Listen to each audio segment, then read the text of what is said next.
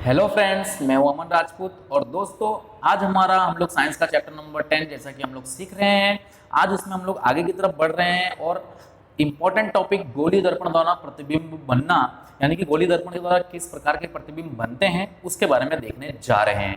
ठीक है, इससे पहले हम परिभाषाओं को देखा था इन प्रीवियस लेक्चर जो कि मोस्ट इंपोर्टेंट थे। ठीक है, कि किस कौन कौन सी परिभाषाएं हैं दर्पण से जुड़ी हुई जिसे हमने कवर किया था।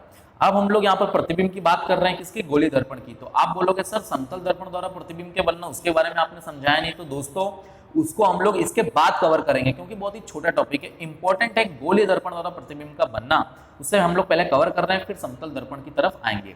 गोली दर्पण द्वारा प्रतिबिंब किस प्रकार के बनते हैं पहले हमें सिर्फ इतना ही सीखना है, बाद में हम लोग देखेंगे कि बनने वाला प्रतिबिंब की खासियत क्या क्या है। ठीक है, फिलहाल ये देखेंगे कि गोली दर्पण के द्वारा प्रतिबिंब कैसे बनते हैं, कितने प्रकार के। तो टोटल 4 कंडीशन हैं, 4 प्रकार के चित्र हमें देखने को मिलेंगे, प्रतिबिंब देखने को मिलेंगे।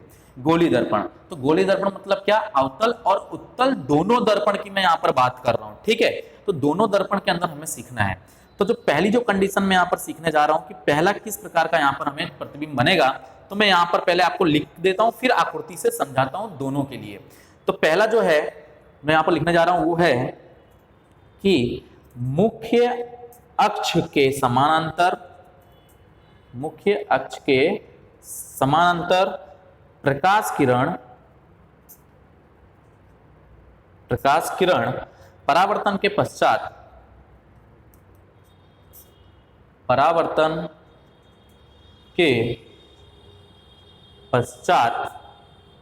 मुख्य फोकस से, किससे?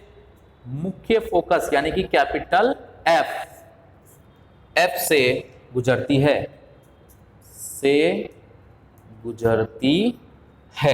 क्लियर? अब गुजरती है अथवा तो एक चीज इसमें ऐड करनी है, अथवा तो गुजरती हुई प्रतीत होती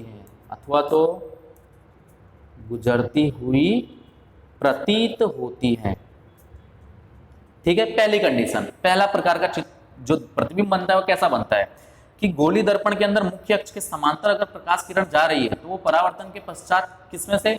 मुख्य फोकस एफ से गुजरती है अथवा तो गुजरती हुई प्रतीत होती है। ठीक है, इसका मतलब क्या है कि अब मैं यहाँ पर दोनों अलग अलग चित्र से आपको समझाने की कोशिश करूंगा। ठीक है, तो यहाँ पर मैं चित्र बनाने जा रहा हूं 1 बाय 1। तो देखिए दोस्तों,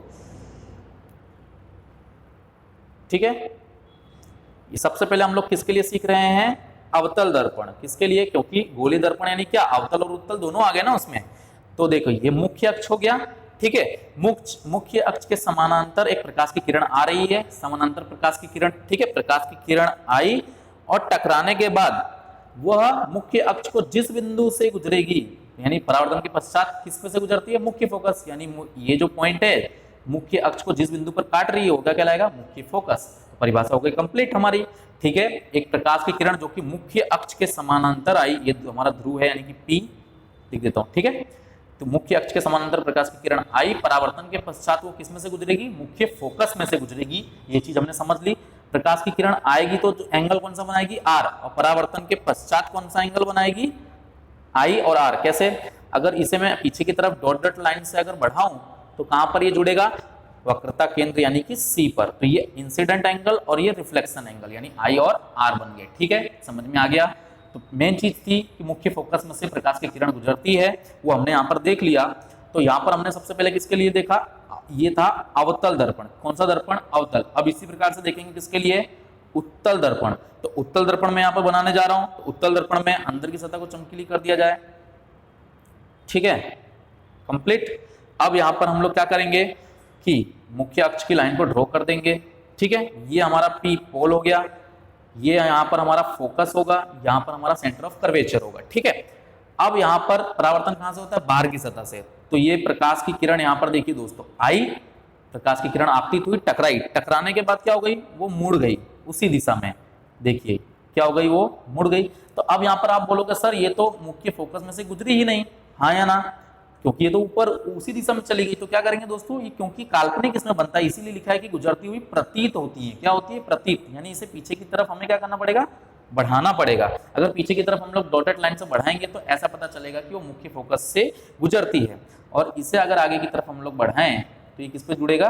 वक्रता केंद्र C पर। यानी कि देखिए प्रकाश की किरण आई और परावर्तित हो गई। अगर इस परावर्तन जहां पर हुई उसे मैं पीछे की तरफ खींचूं तो वो कहां पर जुड़ता है, मुख्य फोकस F पर जुड़ता है। तो ये कौन सा दर्पण हो गया, उत्तल दर्पण। तो पहली कंडीशन समझ में आ गई कि मुख्य अक्ष है हमारा, ये मुख्य अक्ष था, उसके समानांतर आई देखो प्रकाश की किरण, आने के बाद टकरा कर मुड़ गई। लेकिन अगर जो मुड़ गई तो उसे काल्पनिक ने पीछे की तरफ बढ़ाया तो कहां पर जुड़ रहा है, मुख्य फोकस पर जुड़ रहा है। तो मुख्य अक्ष के समानांतर प्रकाश की किरण परावर्तन के पश्चात मुख्य फोकस से गुजरेगी, उत्तल हो या अवतल हो, दोनों में। तो पहली कंडीशन आ गई समझ में आपको। अब हम लोग बढ़ते हैं कंडीशन नंबर 2 की तरफ कि दूसरा किस प्रकार का चित्र बनता है उसे समझते हैं। तो दूसरा जो है वो है अवतल दर्पण। कौन सा, अवतल दर्पण के मुख्य फोकस से गुजरने वाली किरण, अवतल दर्पण के मुख्य फोकस से गुजरने वाली प्रकाश की किरण, अथवा तो किरण भी लिख सकते हो डायरेक्ट, ठीक है, वह दर्पण के मुख्य फोकस की ओर क्या होती है, समानांतर हो जाती है। परावर्तन के बाद गुजरने वाली, एक काम करते हैं दोनों को हम एक साथ ले लेते हैं। अवतल दर्पण के मुख्य फोकस से गुजरने वाली किरण अथवा तो उत्तल को भी साथ में ले लेते हैं। उत्तल दर्पण के मुख्य फोकस, उत्तल दर्पण के मुख्य फोकस की ओर निर्देशित, कौन सी किरण, निर्देशित किरण परावर्तन के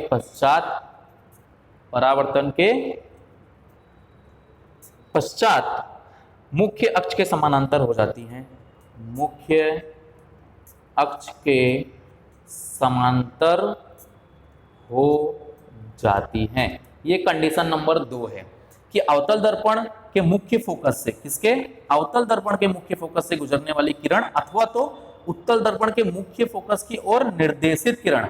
निर्देशित किरण क्या होता है इसे समझाता हूं, यानी कि प्रतीत होना, काल्पनिक, मान लेना। जैसे यहां पर हमने माना पीछे की तरफ काल्पनिक, ऐसा कि उत्तल दर्पण के मुख्य फोकस की ओर निर्देशित किरण परावर्तन के पश्चात क्या होती है, मुख्य अक्ष के समानांतर हो जाती है। इस कंडीशन को भी हम लोग आकृति से समझते हैं। पहले हम लोग समझेंगे अवतल के लिए, ठीक है, अवतल फटाफट बना लेते हैं। अवतल दर्पण, ये अवतल दर्पण का हमने यहाँ पे मान लिया ध्रुव है, ठीक है, क्लियर। ये अवतल दर्पण हमने यहाँ पर ड्रॉ कर दिया है। अब अवतल दर्पण के मुख्य फोकस में से गुजरने वाले प्रकाश की किरण, तो मान लो यहाँ पर है हमारा मुख्य फोकस F, इसमें से गुजरने वाले प्रकाश की किरण परावर्तन के पश्चात, यानी यहाँ से टकरा के परावर्तन के पश्चात क्या होती है, मुख्य अक्ष के समानांतर हो जाती है। ये मुख्य अक्ष है, बीच वाली लाइन P वाली, तो उसके क्या हो गई, देखो ये परावर्तन के पश्चात क्या हो गई, उसके समानांतर हो गई। क्या हो गई, समानांतर, एक ही दिशा में दोनों जा रहे हैं, ठीक है। तो ये हमें यहाँ पर कहा गया है। क्लियर हो गया, पहली चीज ये समझ में आ गया किसके लिए ये है, अवतल दर्पण के लिए। किसके लिए है, अवतल दर्पण के लिए, ठीक है। इसी तरह से किसके लिए हम लोग करेंगे, उत्तल दर्पण के लिए भी। उत्तल दर्पण में अंदर की सतह को हम लोग चमकीली बना देंगे, ठीक है। यहाँ पर हम लोग ध्रुव P ले लेते हैं और यहाँ पर ये हमारा मुख्य अक्ष हो गया। अब क्या करेंगे, यहाँ पर फोकस कहाँ होता है, यहाँ पर पीछे की तरफ, और केंद्र, वक्रता केंद्र भी पीछे की तरफ। यहाँ पर भी ये वक्रता केंद्र कैसे बनेगा, अगर बनाना हो तो डॉटेड लाइन यहाँ पर खींच दो, बस बन गया।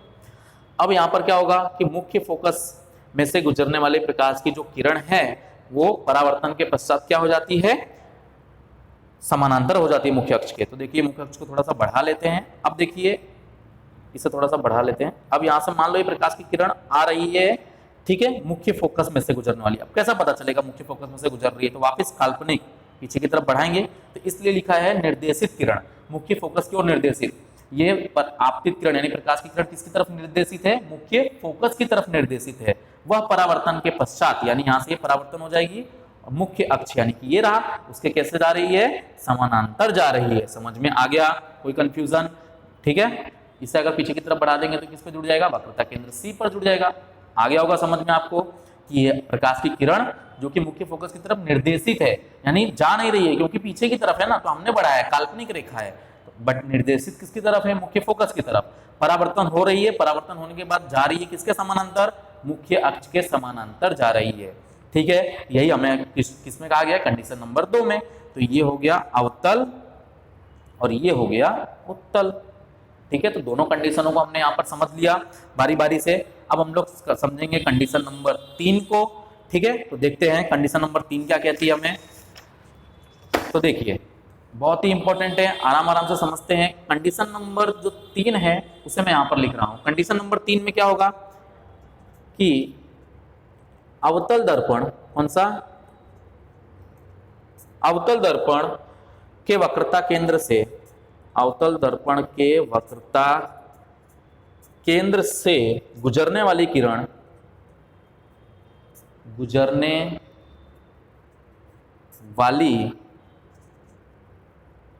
किरण अथवा, उत्तल का भी साथ में लिख लेते हैं, अथवा उत्तल दर्पण के वक्रता केंद्र की ओर निर्देशित किरण, वक्रता केंद्र की ओर निर्देशित किरण,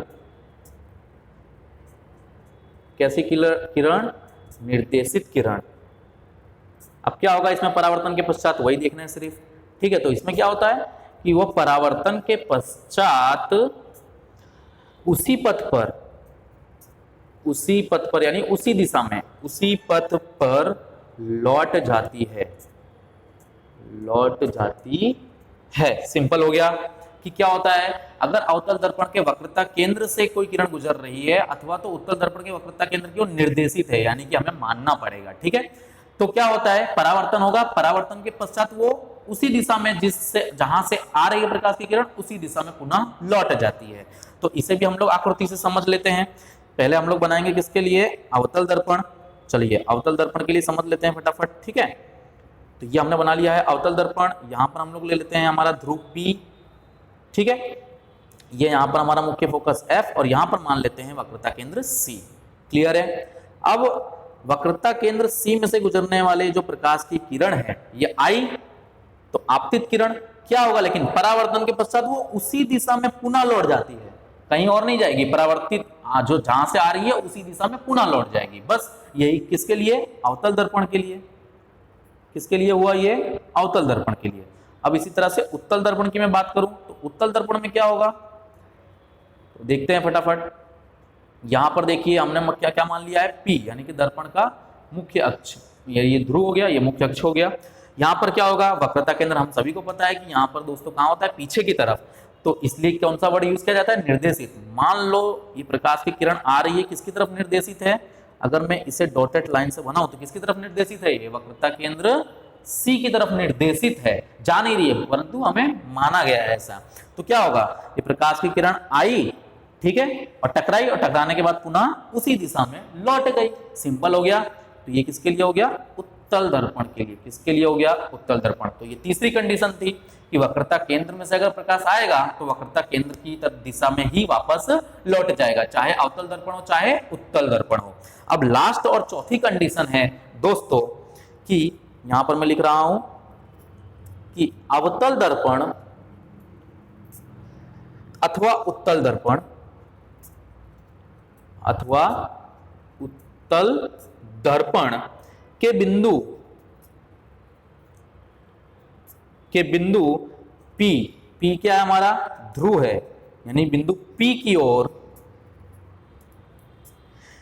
मुख्य अक्ष से तिर्यक दिशा में आपतित किरण, मुख्य अक्ष से तिर्यक दिशा में आपतित किरण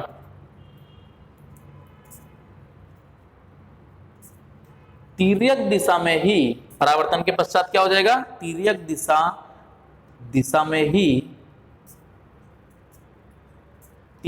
में ही परावर्तित हो जाती है, परावर्तित हो जाती है। सिंपल हो गया कि अवतल दर्पण अथवा तो उत्तल दर्पण हो, अगर वो P यानी ध्रुव की और मुख्य अक्ष से तिर्यक दिशा में आ रही है तो उसी दिशा में क्या होगा कि आपतित किरण तिर्यक दिशा में ही परावर्तित हो जाएगी। कैसे, इसे भी समझते हैं हम लोग आकृति की सहायता से। तो दोस्तों पहले हम लोग यहाँ पर बनाएंगे अवतल दर्पण। तो मैं यहाँ पर अवतल दर्पण आपको बना के समझा रहा हूँ कि अवतल दर्पण से कैसे होगा। तो देखिए बाहर की सतह चमकीली, तो दर्पण कौन सा हो गया, अवतल दर्पण हो गया। सिंपल। यहाँ पर हमने ले लिया है दर्पण का ध्रुव P और ये हमारा मुख्य अक्ष। अब क्या कहते हैं उसी को यहाँ पर फॉलो करेंगे। देखो ये अवतल दर्पण है, तो यहाँ पर लिख लेते हैं अवतल दर्पण। क्लियर। अवतल दर्पण अथवा तो उत्तल दर्पण के बिंदु P यानी ध्रुव की और मुख्य अक्ष से, ये मुख्य अक्ष से तिर्यक यानी कि तिर्यक एक प्रकाश किरण आ रही है और वो सीधा सीधा किससे टकरा रही है, P से, यानी कि ध्रुव से टकरा रही है। प्रकाश की किरण आई और ध्रुव P से टकराई, टकराने पर क्या होगा, वो पुनः किस दिशा में लौट जाएगी, तिर्यक दिशा में ही, यानी यहां से टकराएगी और ये तिर्यक दिशा में क्या हो गई, परावर्तित हो गई। सिंपल, समझ में आ गया आप सभी को। यहाँ पर आप ले लो मुख्य फोकस और यहाँ पे ले लो वक्रता केंद्र। ठीक है। प्रकाश की किरण अगर सीधा P से टकराएगी यानी तिर्यक आएगी तो तिर्यक ही परावर्तित हो जाएगी, कोई भी दर्पण हो। अब हम लोग ले लेते हैं उत्तल दर्पण। उत्तल दर्पण में भी समझ लेते हैं फटाफट कि उत्तल दर्पण में कैसे होगा ये। ठीक है, तो यहां पर हम लोग मान लेते हैं P, यहां से हम लोग मुख्य अक्ष ले लेते हैं। ठीक है, मुख्य अक्ष क्या होगा, ये अब ये मुख्य अक्ष के तिर्यक, तिर्यक आई किससे टकराई, दर्पण के ध्रुव P से, टकराने के बाद तिर्यक दिशा में यानी कि क्रॉस परावर्तित हो जाएगी। प्रकाश की किरण आई, टकराई P से, टकराने के बाद तिर्यक दिशा में ही परावर्तित हो गई। यहाँ पर हमारा मुख्य फोकस और यहाँ पर ये वक्रता केंद्र। तो दोस्तों 4 प्रकार के हमें दर्पण के प्रतिबिंब मिलेंगे, 4 कंडीशन हमने सीखी यहाँ पर कि कैसे बनते हैं। मैं वापस से आपको फटाफट रिवाइज करा देता हूँ कि देखिए गोलीय दर्पण वाला प्रतिबिंब का बनना कितने कंडीशन है, 4। यदि मुख्य अक्ष के समानांतर अगर प्रकाश की किरण आ रही है तो वो मुख्य फोकस में से गुजरेगी परावर्तन के पश्चात, चाहे अवतल हो चाहे उत्तल हो। फिर दूसरी कंडीशन है कि अवतल दर्पण के यदि मुख्य फोकस में से प्रकाश की किरण गुजर रही है तो परावर्तन के पश्चात वो मुख्य अक्ष के समानांतर हो जाएगी, चाहे अवतल हो चाहे उत्तल हो। अब कंडीशन नंबर 3 है कि यदि अवतल दर्पण अथवा तो उत्तल दर्पण के वक्रता केंद्र C में से कोई प्रकाश की किरण गुजर रही है तो वो परावर्तन के पश्चात उसी दिशा में पुनः लौट जाएगी। चौथी कंडीशन कि यदि अवतल दर्पण हो या उत्तल दर्पण हो, कोई भी तिर्यक प्रकाश की किरण ध्रुव P से टकराती है तो वो तिर्यक दिशा में ही परावर्तित हो जाएगी। तो दोस्तों ये 4 हमने यहाँ पर सीखे और आपको ये कवर कर लेना है, सीख लेना है। ठीक है, अब हम लोग मिलेंगे हमारे अगले लेक्चर में।